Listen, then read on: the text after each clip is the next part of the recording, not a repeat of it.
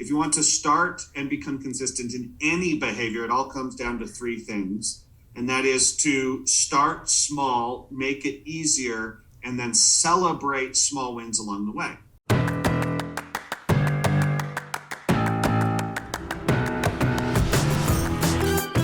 Welcome to the Marketing Expedition Podcast, an auditory journey through the latest in marketing, branding, and advertising. Now, here's your Marketing Expedition guide, Ray Allen. Welcome to this episode of the Marketing Expedition Podcast. Today, I get to speak with Jason Harwood. He's a speaker, podcaster, and coach who focuses on the fun side of habits. Not just any habits, the habits that make you happier. We will learn how to identify and complete the most important activities in your life. It's going to be such a fun journey. But first, it's time for the Marketing Essentials moment, the basics that you need to help you continue to build your brand and your bottom line. Okay, hot topic. Artificial intelligence as a chatbot has just made some major headway, and I'm learning about it as we get to use these things and these tools more and more, and it's scary, dangerously good, and it's incredible what is happening right now. So I want to share with you the Chat-GPT, as in George, Peter, Tom. Chat-GPT. It's basically, you can use this and you type in a question and it'll spit out content that is conversational, that is legible. It's very, very well done, all through artificial intelligence. So this Chat-GPT, and there's others out there in OpenAI that you can look at. So you can go to openai.com and learn more about all of these things that are happening. But basically, it is optimizing language models for dialogue.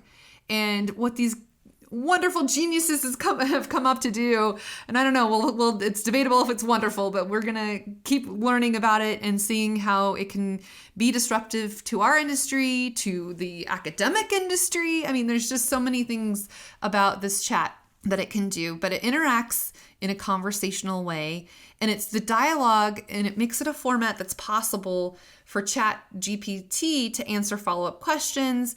It admits mistakes, and then it challenges incorrect premises, and it will reject inappropriate requests. It cannot have an opinion, so keep that in mind when you type in the app to be able to answer questions, right? It won't give you an opinion. You can ask what people say about something, and it'll tell you if it doesn't know or how that goes. But it is really a way to, it's training and learning and using instruction in a prompt, and then it provides a very detailed response. And so some samples of things that you could do, ask it questions. I asked, what are the top 10 social media marketing tips, right? And it literally laid out a whole bunch of social media marketing tips, which I was like, wow, this is crazy. So you can try it, and you can try it for free for now, it says. And basically, OpenAI started off as a nonprofit, but now they're at a capped profit, which is interesting. I was reading all about it. And of course, Elon Musk was at the beginning of it, and now he's kind of stepped away because he thinks it might be a conflict of interest because his Tesla and autonomous vehicles are using OpenAI, or utilizing artificial intelligence, I should say. But if you go to chat.openai.com and you sign up, of course, they're going to get your information just like anything else. You sign up for it. You say, I'm not a robot. And you can use this tool to ask it lots of questions, and it'll spit out content. Of course, you want to review it, make sure it's, what you would want to say or how you would want to say it. But now you can use this content as at least an inspiration. For me, I looked at all the things that it said. I mean, it's pretty, generic. And of course, there's stories to be told and experiences to go along with it before I would actually, implement it. But the scary part of it, and why it's scary good, is we don't necessarily know how to treat this. In the academic world, I teach at Boise State, of course. Is this plagiarism? Is this something that, because it's, creating unique content, or is it going to say the same thing over and over again to the same answers to the same questions? That is what is debatable, right? What's going to come up? So I just think that you can use this as a tool to help guide you, but put it in your own words. That's how I would recommend using it. And so if my students are listening, same thing for you. It can be a inspiration for what you want to say, but make sure you say things in your own words. And it can be useful if you're trying to generate content for your social media, for example, or for your website, or maybe you're trying to write an essay. You can use this, but use it to your advantage, leverage what it does, but then again, go back and make sure things are done in your own words, your own voice, your own tonality, your own way of saying things. And that way it will be something that you can create and be proud of, that you have created something of your own. So with that said, artificial intelligence is growing and it's impactful. It's definitely a new trend in the world today, and being able to use it to your advantage is great. There's other tools out there. There's Jasper, formerly known as another name, but they had to rename it to Jasper.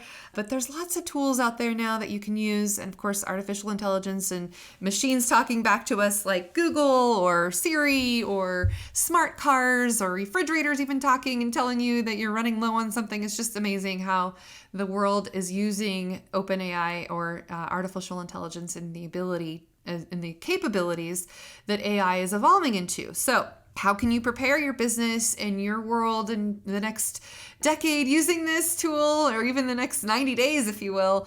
Look into it. See how it might be something that you could look at. There's all kinds of things that are getting generated by artificial intelligence. There's that new Lensa app that people are downloading like crazy and making different photos, but the question really becomes, okay, where does that inspiration of those artistic photos come from, right? The backgrounds, the patterns, are they drawing from other artists who are actual artists that, now they're creating their own imagery, but should those artists get credit where credit is due? Could they get paid royalties for their contributions? There's lots of questions about what's going to happen in the AI world and how people are utilizing the tools that are available. Just be careful where you put your data and make sure that you use those two-step authentications when you can. We don't want people taking our information, and of course, you giving it out is first-party data as opposed to third-party data. Be careful what you sign up for and what you agree to. Just keeping that in mind as you grow with the new technology.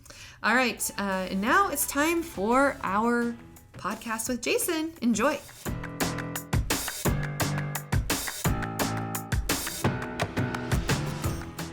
Welcome to the Marketing Expedition podcast. I'm your host, Ray Allen. I'm the president and CEO of Peppershock Media and the founder of the Marketing Expedition community. And today's guest on the Marketing Expedition podcast, we have Jason Harwood. Welcome to the show, Jason. Ray, thank you for having me on. This is exciting. Yeah. I've long been a fan of your work, and so this is fun. Yeah, we got to meet a long time ago when you were the facilitator of the Emerging Leaders Program. Yeah, and it was fun to see. I mean, we did a whole marketing section, and I just remember any marketing question anybody asked, we'd say, Ray, what do you think about that? Yeah, and now I've actually got to go back, and in the new cohorts that are happening now, they asked me back to go and teach the marketing. Yeah. It's awesome. I would imagine so. It's fun. I have to give back to where, give credit where credit is due and help. But so Jason, now you've got some new things going on, and let's just kind of share with our audience, who is Jason and what is he up to these days? Tell us more. As you mentioned, I've done business development, coaching and leadership for a while. And I went through kind of an interesting phase, and it seemed to mirror what a lot of small business owners go through, which is that in my 20s and even into my 30s, I kind of had this checklist of all these things that needed to happen in order for me to feel like I was fulfilled, like my life had purpose and that I was happy and things in my life could progress. And what was crazy is I got into my early 40s and I was like, I want to be in a good relationship, check. Kids, good kids, family life, check. Have a nice house, check. Drive nice cars, check. Be successful in my career. Like I could go down and check. I was like, oh my gosh, I've done, like if 20-year-old me had made a vision board, like 40-year-old me had knocked most of them off. And then I was like, why am I still miserable? Yeah. You're not alone, right? Yeah. We drive and we strive and we grind, rise and grind, baby.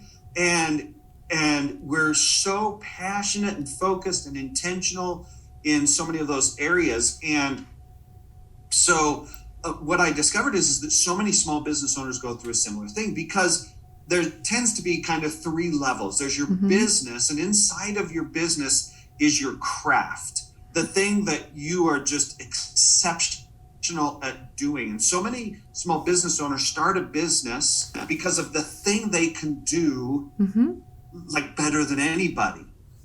But inside of the craft circle is kind of yourself. This is you, and you drive your craft, and then that drives the formation of a business. And so that had happened to me, where I looked inside into that kind of inner circle, and I was like, oh, well, that's why I'm miserable, is because I've been looking for happiness and fulfillment outside of that. I've been looking for happiness and fulfillment from outside expressions, either in my craft or in my career or business. And so lucky for me, I had taught habits and systems for a long time. If somebody comes to me and says, gosh, my HR is out of hand, I've got some ideas. Okay, let's implement this system. If somebody comes to me and says, my business is running me instead of me running my business, I can say, okay, here's a couple of systems we can start putting in place. Luckily, I've learned enough from you and others that if somebody comes to me and says, like, gosh, sales and marketing, there just doesn't seem to be any cohesion, or it's not consistent, or my sales funnel is out of whack, I can say, all right, let's look at some systems and put some things in place. And then I started looking at that inner circle and saying, okay, let's put some habits and systems in place there too, so that I bring my best self to my craft. I bring my best self to my business, because for most small business owners, the current ceiling on their business is themselves. And you can put in a fancy new finance plan and become a whiz at QuickBooks, but if you're not coming in with your best self, the financial outlook of your business is not likely to dramatically improve. So that's a long answer. That's what I do now, is I work with businesses on both sides, on the systems of their business and on the personal habits and system of their life as the small business owner, to show up in their business at their best. So let's dig into that a little bit more. What are some things that you do to help the entrepreneur, the business owner, work on themselves from the inside out? Yeah. Luckily, all habits come down to just three simple things. Every habit you ever want to implement, if you want to start and become consistent in any behavior, it all comes down to three things. And that is to start small, make it easier, and then celebrate small wins along the way. So you can create a habit plan around literally anything. And I've created like dozens and dozens. Like, if you want to know how to floss every single day, I have the exact habit plan for how to floss every single day. Because I used to, every trip to the dentist, it was this moral dilemma of like the dentist saying, have you been flossing? And I would... you're getting scolded. I started today. Does that count? I was like, no. So if something as insignificant as that, you can create a habit plan around. But for me, I had gone through an experience where I started to identify, and that's the first step, is taking some time to identify times in your life when you felt fulfilled, times in your life where you felt the joy of growth, the excitement of happiness and passion in your life, and identifying some common characteristics in that. That's where we really start. For me, there's a couple of things. I'm always happier when I'm generous. And so finding ways to be consistently generous and kind is important to me.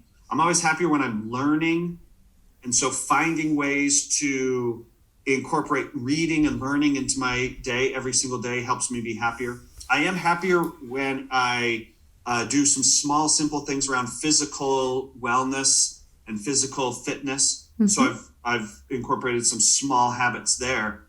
And then, for me, gratitude is one where if I can come to the day with a mental approach of gratitude, I'm always happier. Mm-hmm. But those are for me. So the first step is always for identifying, when are the times I'm happiest? What am I doing when I feel that sense of fulfillment? And what's great is like, you don't have to completely alter your business plan. Mm-hmm. It's not like, oh man, I can't be happy and run this business. No, you can. You just start implementing in some small, simple things that help you grow as a human being. And then you're able to perform and lead and grow in your business effectively. So it's really just identifying what matters significantly to you, what helps you feel that sense of fulfillment, and then creating habit plans around those things. I love it. Well, and this can really tie into the marketing journey that we go on too, because there's small things to incrementally change or grow and do. And I mean, I know that we're on a marketing journey, but it relates to life in general, really. And not just leaders that are running a company, but anyone really could use these habit forming, small incremental changes that can help them. And so let's talk about an example, Jason. How have you helped someone go through this process? What are some of the things that, without naming names, unless you have permission, of course. But let's talk about how have you helped people get to that inner peace, if you will, and being, more happy, more satisfied with what they're doing, more fulfilled. And it's funny because the more you understand marketing, the more some of these things, right? Because the plan I just outlined, you might just say, oh, well, you just need to identify the target market, and the target market is yourself. Yeah, that's right. We need a clearer picture of the target market. And then, no, I love this question. I appreciate it. I recently had an experience in a coaching experience with a small business owner. And for her, she has two things that she loves to do every single night. One of the things we talk about is your morning routine. We talk about your night routine. Mm-hmm. We talk about your recovery routine. What do you do when something goes wrong in your life? And then we talk about your growth routine. What are you doing to grow every day? Well, she loves to read, and she already reads every single night. What she likes to do when she feels at her best, she takes a few minutes every single night to identify the key actions she needs to take the next day. And that sounds really small and simple, but she's never been consistent with it. Mm. For most of us, the things that we need to do, it's not like I'm inventing new groundbreaking actions. Mm-hmm. Almost everything you're going to say, I know I need to do this. You know you need to feel compelled. You're like, gosh, if I could floss every single day, my trips to the dentist would be a lot better. But for the life of me, I can't be consistent in flossing. And then I know I need to plan out every morning. I know I need to exercise every day. I know I need to be intentionally kind and grateful for all of the things the good in my life, right? I know I need to do that. So don't be surprised when you start identifying these things and they've been lingering in your heart and mind for, if you're as old as me, a couple decades. And you're like, I know I've needed to. She knew she needed to. She even said, when I'm at my best, and she described these nights where she would wake up in a panic because she was so filled with stress and anxiety, stressed out about the next day. And the way that she eliminated and reduced that stress and anxiety was to write down. Here's the 3 things I need to do tomorrow. Once she had written it down, her mind could shut that down and she could sleep better. Mm-hmm.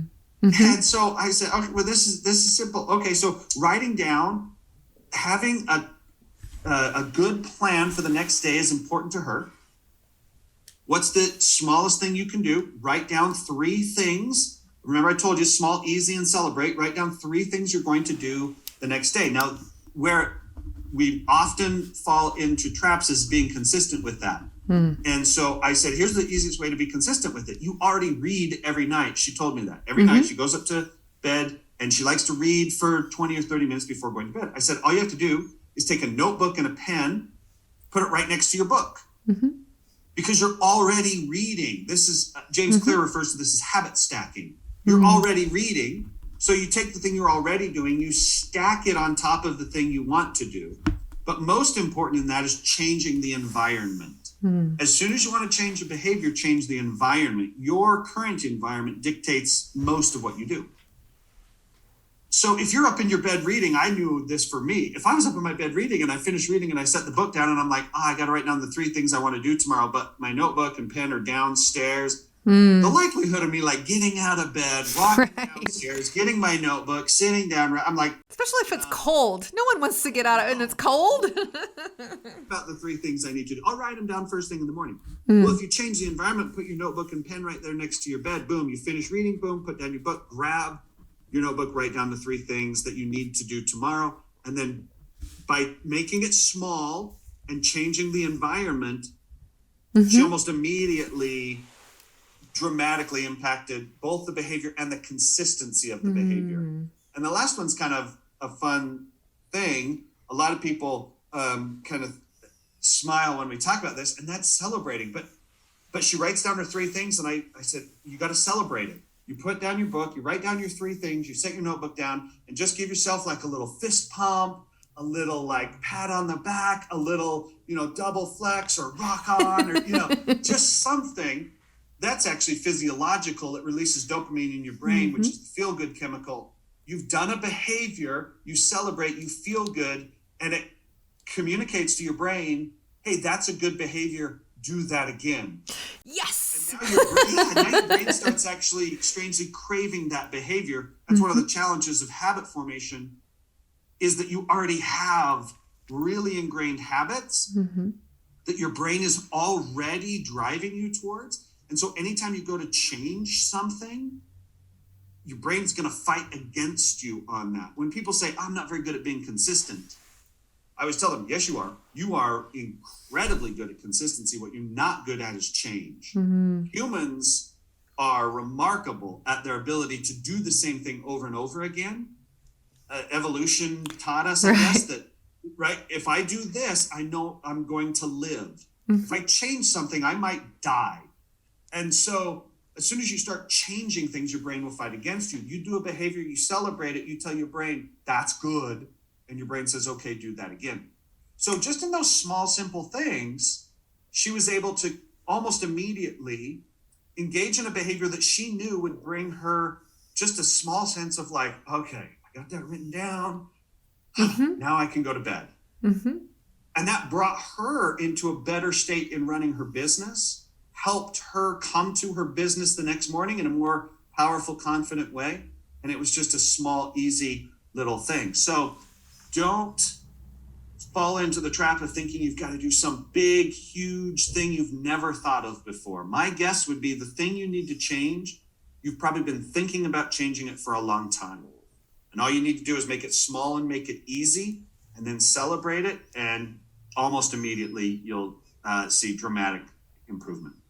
That's really good, Jason. That's thanks for sharing that story, because I think so many people listening can relate to the incremental changes that need to be made in order to keep that consistency and do it. And you're right. I mean, it seems simple enough, but sometimes so hard to do. So if you can just train your brain to get it done and rely on people like you to help hold accountable, right? I mean, that's your role, is to have that accountability, huh? Yes, as soon as you know that I'm going to be calling you in 2 weeks, checking up on you, that also changes behavior. On LinkedIn, I have a little group called the Celebration Circle, and that's what it's intended to be, is this group of people that, we try to hold each other accountable. We celebrate with each other when we do great things, or even small things. But as soon as you know that you're being held accountable for something, almost immediately your behavior changes. It's crazy. It's true. Yeah, because you don't want to let the other person down, even though it's for yourself, that you want to report back and, be honest with yourself and the other person that's holding you accountable to make sure that you've accomplished that. Your accountability buddy. Yeah. I'm sure I don't need to throw a bunch of statistics and percentages at you for you to know that most of us spend too much time staring at screens. Being able to consume your content on the go means that your clients and customers can listen and learn from you without being tied to their desks. With Hello Audio, your customers can put their phones down, power off their PCs, close their MacBooks, and get the information they need from you while they're, let's say, walking a dog, doing a jigsaw puzzle, washing the dishes, maybe when they're in the car or exercising on the treadmill, sunbathing in their garden. Well, Hello Audio makes it incredibly easy for you. No more hours spent trying to figure out tech settings or trying to make a square peg fit into a round hole. You can click publish on an audio feed in a matter of minutes and have control over who accesses what. So visit peppershock.com/offers and sign up for a free trial of Hello Audio. So Jason, since we're on this journey together, I want to know, who is your ideal client? Who do you want to work with most? Traditionally small business owners, and particularly those, I threw out that line, but that's something that I hear, that the business is running them more than they're running the business. And let's start helping you get some systems in place. Systems create the space for creativity and success.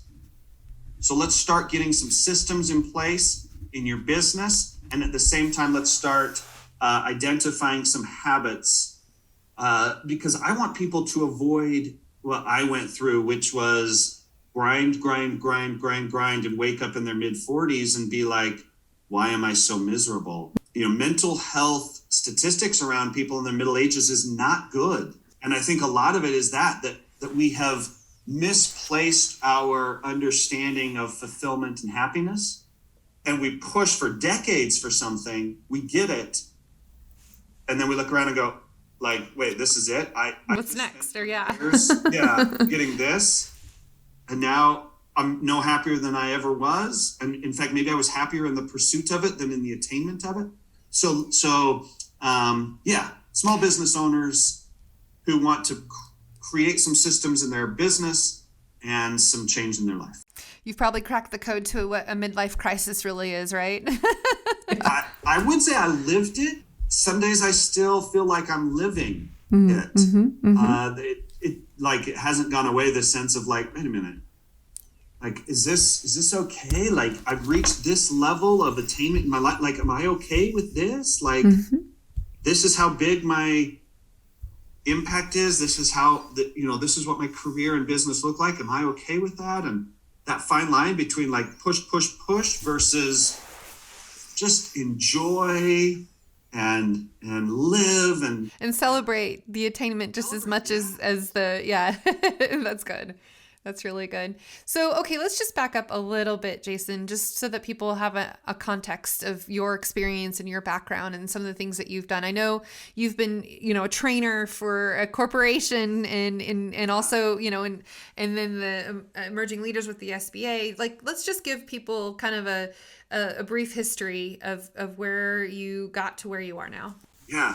Well, I started off in education, strangely enough, as a high school teacher, and then moved into the business world and was kind of melded those things together, an understanding of business and then an understanding of how people learn and the way to make behavior change possible. So I worked for a very large organization in coaching and development for small business owners around the world, which it was incredible. And in the process of that, also was able to do some work with the Small Business Administration here in our cute little Idaho. And it was just so fortunate to meet and interact with incredible small business owners. And that kind of spun off into doing my own thing on writing and podcasting and small business coaching. So been doing it. It's weird, Ray, when you get to a certain point and you could, like,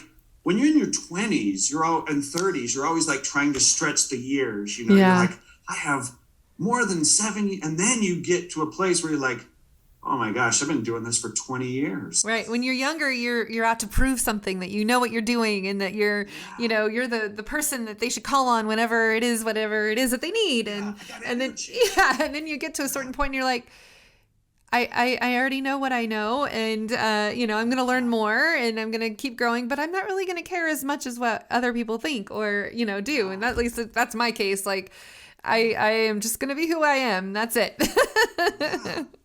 So let's mention your podcast too, since you mentioned that. Share what your podcast is.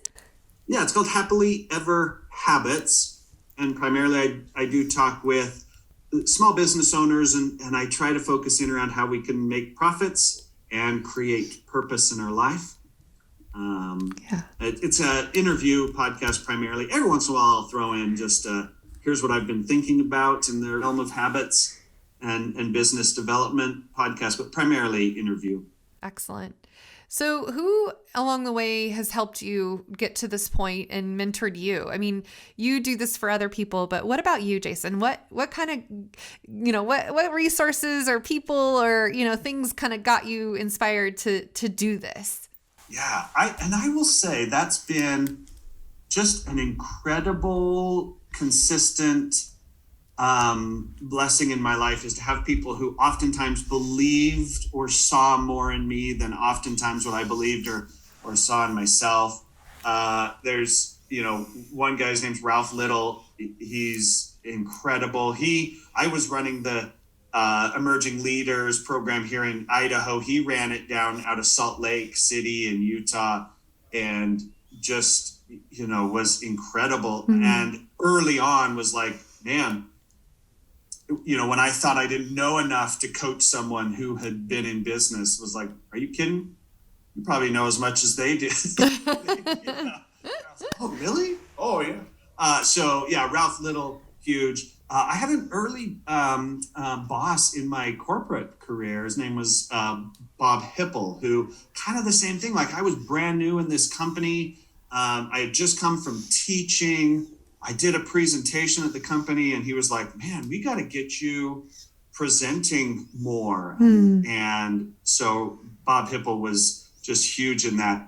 And then there's all the virtual ones. Right. There's so many virtual mentors, people that I feel like I would just walk up and give that person a hug as if they were like a close friend, even though they don't know the first thing about me.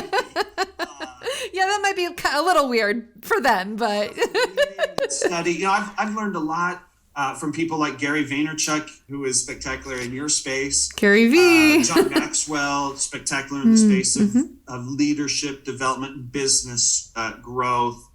And so, they've had an impact. I personally love Malcolm Gladwell. Like, if there was one person in the world that was like, you can sit down and have lunch with somebody, I might pick Malcolm Gladwell. Yeah. His books are spectacular, getting us to kind of think differently and see the world differently. So, and then James Clear with Atomic Habits, that book taught me a lot. BJ Fogg with Tiny Habits. He's a professor out of Stanford that's really good. Charles Duhigg wrote The Power of Habit. That's also spectacular. So that's the power of today's world, is the number of virtual mentors that you can interact with. Oftentimes doesn't replace the emotional benefit of the in-person ones. Right. Like I don't know that Ralph and Bob taught me as much as instilled belief in me of the possibility. And I think that's where coaching can be very helpful, is just have someone who will say to you, no, you can do this. I promise you can make this happen, and instill belief in you until you build belief in yourself. Oh, that's good. So what's one of the biggest surprises you've had since you've started this new journey of Happily Ever Habits? Like, what's something that happened in the last few months that surprised you? I think the more I talk with people, the universality, I guess, of the human experience, because most of us, I think, feel as though we're going through a journey that is very unique and personal. And while your personal circumstances are absolutely unique, so many people are going through or have gone through some of the things. Because Ray, when we were in the small business class, I thought that was one of the biggest things coming out of that was all these small business owners going, oh my gosh, you have the exact same problem I have, realizing like there's other people out there. So that to me was very heartening, and in looking around and identifying two things. One, that many people are going through what I am going through and have gone through, which is helpful. But then also looking around and going, you know what, that person who looks really happy over there, I looked really happy many days. I wasn't happy at all. And so identifying that, you know, if you get past about, you know, just the thin outer crust of most people you're going to get into a conversation and say, yeah, I'm really struggling. And we can be a force for good, a catalyst for positive, in just identifying that, you know what, most people are also struggling, and what can I do to just be a little bit of a help or lighten a little bit of a burden. And great. Watching other people do that and identifying that maybe this can be helpful for a few people along the way has been, I guess, surprising, in that I wasn't in it all by myself. Right. Other people, like you said, the human condition is, you know, just that. It's human. You are human just as much as anybody else. And yeah, having experiences that other people can relate to, or maybe not. I mean, just knowing that other people are going through trials and tribulations and things that you worry about. And yeah, surface level, they may look just fine, but what's under that rug? What's under that rug? People, I think, like, want to connect at that level. I think a lot of people get tired holding up that facade, and they are open to just saying like, yeah, no, I am struggling. Let's talk about it. Yeah, it's very different at just a networking event, and you're just meeting and greeting and shaking hands and, you know, passing out business cards, and hopefully not playing business card poker where you just spray them out to everyone. But then being able to belong to a part of a group or a mastermind, or, you know, get into deep connections as opposed to that surface level connection, right? Building actual relationships and not just, you know, what's in it for me kind of feeling that sometimes you get when you go to those surface level networking things, right? It's really having those connections. And honestly, with emerging leaders, the group, there was several, I can't remember how many total there were, but then you broke us up into groups of 6 people, right? And then we had our cohorts that we met on a regular basis. Some of those people to this day, I'm very good friends with as a result of that.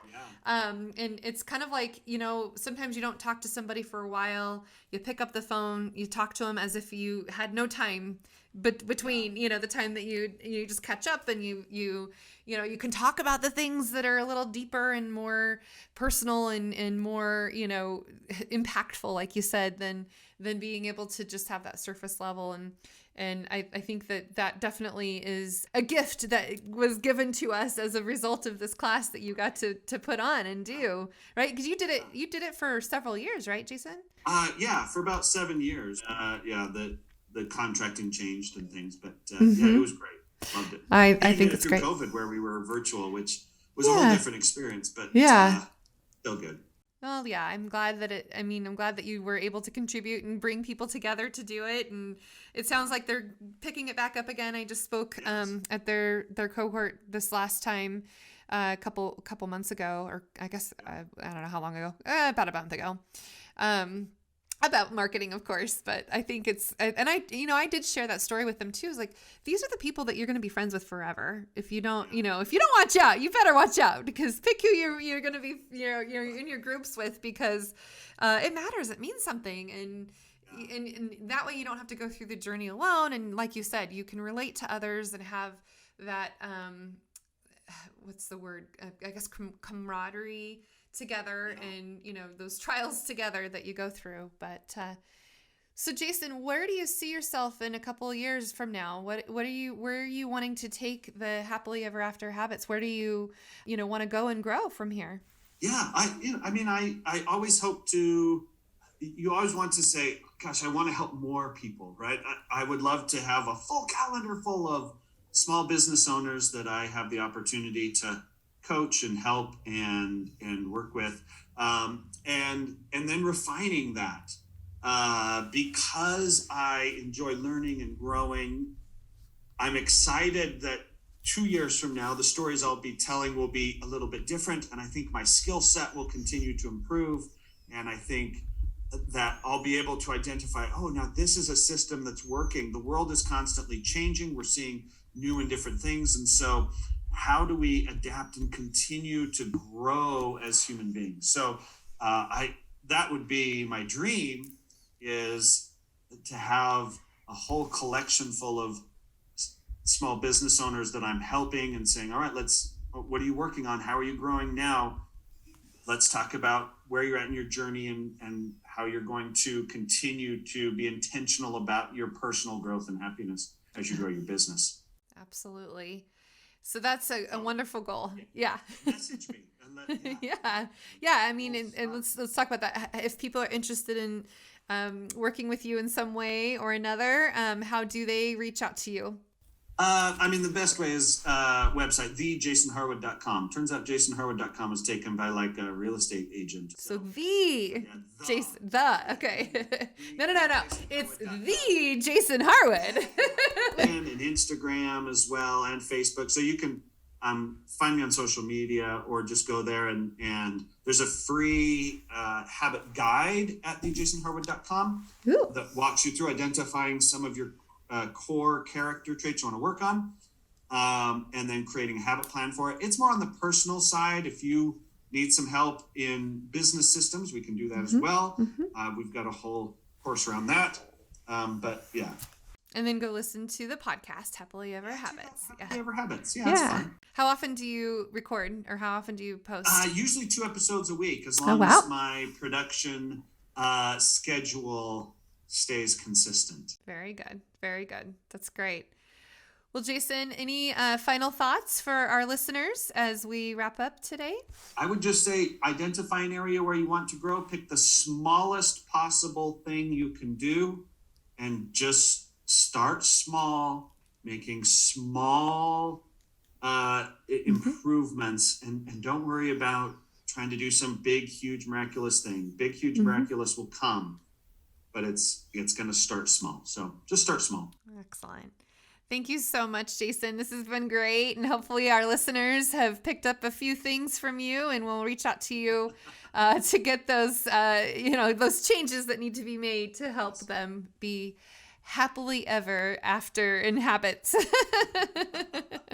And for those of you listening, the best thing that you can do is share this with others that you know that need to hear what Jason had to say today.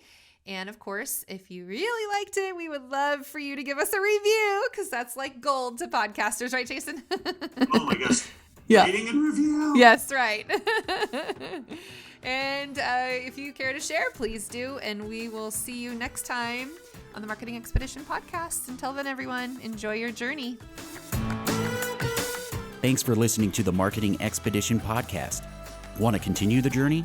Don't miss out on new episodes. Subscribe on iTunes, Spotify, Amazon Music, or wherever you get your podcasts.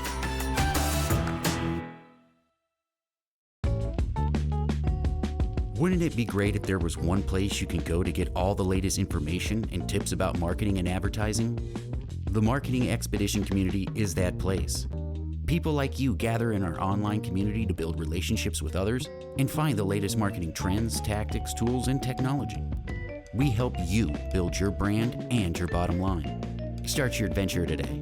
Visit themarketingexpedition.com to find out more.